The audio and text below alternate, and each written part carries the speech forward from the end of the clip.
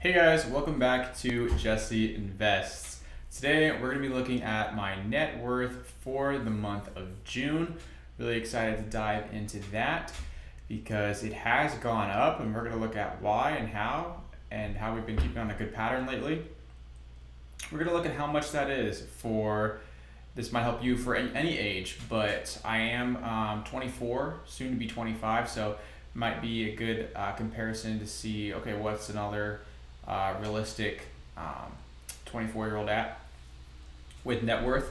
But yeah, I'm really excited to dive into why and how. So hit that sub button down below, hit that like button down below before we jump in. And I also do want to set the stage with this sheet I'll be showing you guys today, the net worth dashboard. This is available to you guys in the link in my description. You can access all the spreadsheets that I have in all my videos, which is over 5 of them right now. I think it's closer to 7 sheets.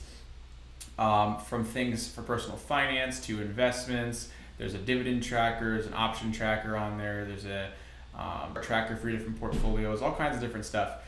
This net worth tracker is on there too, and I also recently added a home affordability tracker, which we could see right here, which allows you to calculate how much home you can afford. So that is also on there. With that being said, I have had more people accessing those sheets and supporting the channel than I ever have, so I really wanted to say thank you guys. It means a lot. It's really awesome and surprising to wake up to people using the sheets, enjoying the sheets. After my last video got a lot of views comparatively, so I just want to say thank you, and let's jump right back in, and I hope that you guys continue to get a lot of value out of these videos and the sheets that I make for you guys. So let's do it without further ado. Okay, so in the month of June, we took our net worth from $6,200 in May up to $7,500 in the positive in June. Now that's over $1,000 increase. We can see right here the jump from May to June. And we can see over here in the assets versus liabilities that we had a pretty big gap of assets above our debts, but then we stretched that out even further when we got to June. Assets went up, liabilities did go up, but not as much as the assets rose. So what does that look like? We can see that those assets that are at $24,000 is $3,000 more than last month, and that is made up of mostly investments, a little bit of other investments, things like jewelry, things like that, and a whole lot of cash and bank accounts, cash and stuff in my bank accounts. So we can kind of highlight here. Properties and cars is 22% of our assets. Cash is 21% of the assets. Other assets like jewelry is only 5% of our assets, and investments are over half of our assets. So I would like to see more physical cash, less long-term investments like for retirement and stuff, but that's still good to see. So we raised our assets by $3,000 this month, and then we took our liabilities up by almost $2,000. So that puts us up almost over $1,000 from May to June. We have $5,000 in our, when I say we, it's because it is myself and my wife, but I'll say I if that's less confusing. I've got $5,000 in cash and bank accounts versus $3,000 last month. A little bit less in my checking account, $40 in my checking account. That's a very relatable point to be at in your 20s. I feel like having no money in cash, hardly. $4,000 in my second account, my reserve account, which is like the account where I really put all the money for paying bills. So even though it's $4,000, that's all about to be taken out for bills. $986 in my high yield savings. So still hovering about that $1,000 amount. Haven't really been able to break over $1,000. Although I have made some progress just in the last couple of days. So looking forward to July's net worth report to show you guys how I have got that a little bit closer to $1,500, but still I find it hard to keep savings. It's totally normal for my age, by the way. Do your best, but if you have student loans, you got all these different debts, you got all these different responsibilities, you're probably just getting a house or looking for a house, just getting out of school, you got all this stuff going on. It's a very transitional decade. So if you're in the negative net worth, that's totally okay too, because I didn't have school to go to. I don't have any student loans, and I hardly have any car loans, things like that. I hardly have loans, period. So that's why I have positive net worth, but it's totally normal if your net worth is negative. You got a whole lot of years to make that right. Robinhood savings, I now split my savings between two different high yield savings accounts. So I have 900 in the high yield and none in theirs yet. Investments went up $1,000. That really could account for the growth in net worth alone. 11K invested last month, 12K invested this month.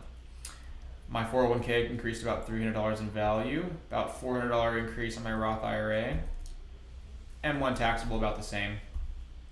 Crypto about the same. My wife's 401K doubled, so that really helped too. Added $300 there in value. Properties and cars. So I have a 2020 Hyundai Accent. It's worth about $6,000 at the start of the year. Dropped to about $5,900 a couple months ago. Last month $5,800, and then this month $5,390. Now the reason for that is that major drop is I decided to use a different calculation. So because if I'm trying to liquidate everything I have in a short notice to gather money, I'm not going to have time to list it on Facebook Marketplace, have a bunch of people come see it, and trade it private party. It's a lot of work and time. And I'm trying to think, your net worth is how much you'd get if you were to liquidate it like within 24 hours. And if I was trying to get rid of my car within 24 hours, how would I do it? How would I get rid of it? I would take it to a dealership and I would get the trade-in value or like a cash value. And I know the dealership does not pay as much as a private party. So instead of calculating private party value, I now am going to calculate the Kelley Blue Book trade-in dealership value.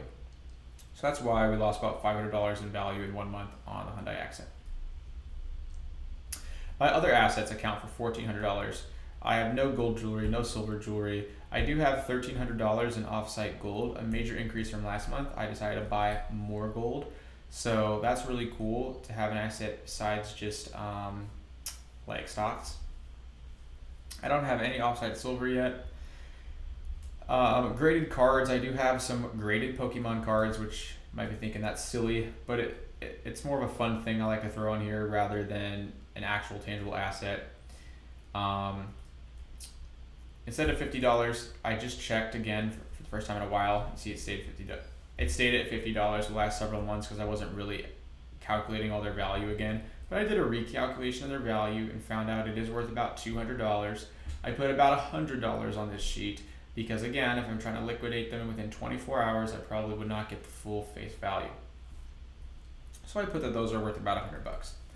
And now I started a new tab too, called credit card points. So I'm going to start putting how much unredeemed sitting credit card points I have, how much their value would be if right away I cashed all my credit card points out for cash value. So this is, right now I have about $15 in credit card points that I could cash out today for cash that I'm sitting them in the account because I want to use them for travel or something later. But yeah, this is about $15. I'm excited because come about August or July's report, I believe August, they do have a huge bonus from Chase Sapphire. I just got the Chase Sapphire card and it has a bonus where if you spend a certain amount in the first 3 months, you get 100,000 points, which is the cash value of $1,000. So I'm really excited to put almost $1,000 or more in the credit card points tab in just a couple months from now. So that will be a big boost to my net worth. I'm not sponsored or anything, but I will put a link for that card in the description because that bonus is really awesome. I hope it's still going for you guys when you click the link. You'll have to see what it says. But yeah, that card's awesome. So go to the link in my description if you want to look into that. Now let's look at liabilities. They did go up almost $2,000. My debt did increase. My short-term debts increased by $2K. So that's because I've been spending more on my credit cards, which it's a cycle. Some months I spend less, and sometimes I spend more, but I always pay them all off on time.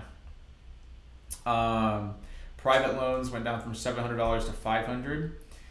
My credit card balances, I cleared out the cash rewards Visa, but the Discover did go up more, and I pretty much paid off the Amazon card. That was nice. But my Sapphire card balance, like I said, I'm trying to hit a certain amount of spending to get that huge bonus. So that balance is increasing. But I do have everything set aside I need to pay it, so I'll be paying that off soon. Long-term debts, they dropped a little bit because that 2020 Hyundai that I was just talking about with the Kelley Blue Book value, well, I still have a payment on it. It was my wife and I's one car that we share. I owed 12.8K on it last month. Now I owe 12.6K. So that is dropping about $200 or more a month, which is nice. The current payoff date for that is 2029. I talked about this in my last video on this topic, on the net worth topic. But I really want to pay that off before 2029 because the car does have over 100K miles on it. It's like 110K miles. And with the amount that we use it, because we put about 30K miles on it a year because we share it, I think that we could see it pass 200,000 miles before it's paid off, which scares me because I do know that a well-maintained car could last to 200K, but cars in my immediate family have not lasted that long. So once we get this short-term loan paid off, I'll be able to funnel money from that into paying off the car note. And when I get my high yield savings more towards $2,000, I want to get that up to about $2,000. And then instead of putting as much money in my savings and money towards this certain debt here, I'll be able to funnel that in towards paying off the accent quicker. Really excited about that. So yeah, guys, that's the increase. If we go to the net worth graph tab, we can see that it improved here. It's flat here because we haven't got to August or July yet. But we went from there in May to here in June. It's a nice little jump. The trajectory is still a straight diagonal line. Really excited about that. And we are getting real close to that line of $10,000 in net worth, which is my 2025 goal. Super excited about that. So yeah, guys, if you want to use this sheet for yourself, hit that link in my description to figure out how you can grab that. It will not have all the tabs that this one does below, but it does have the net worth tab. It has the home affordability tab. And if it doesn't have the net worth graph, it soon will. So you get mainly everything that you see here. And it helps support the channel. Helps show some appreciation, and everything that you do to support the channel on any of those links in my description will go right back into the channel, into the quality of things that I make, quality videos I can make for you guys. So yeah, just really thankful for all the support you guys have shown. It's really motivating and encouraging. I hope that this motivates you guys to keep focusing on your personal finance, your investments, and just to stay motivated. The reason I make these sheets and stuff for myself and for you guys is as a tool to help stay motivated. If I can track it, it helps show me, wow, that I am making good progress. And then again, thank you guys for 450 subs. That's really cool. Really excited to get past 500. And yeah, I'm just so blessed and grateful for the support. So thanks for watching. Hit that like, sub button. Stay tuned for next month. I do an update on this video on every single month on my net worth. I also do updates on my investment portfolios, things like that. If you guys care about investing or you want to start learning what that means and what that could look like, you can follow those videos. Thanks, guys. Have a great one. Appreciate it. See you next time.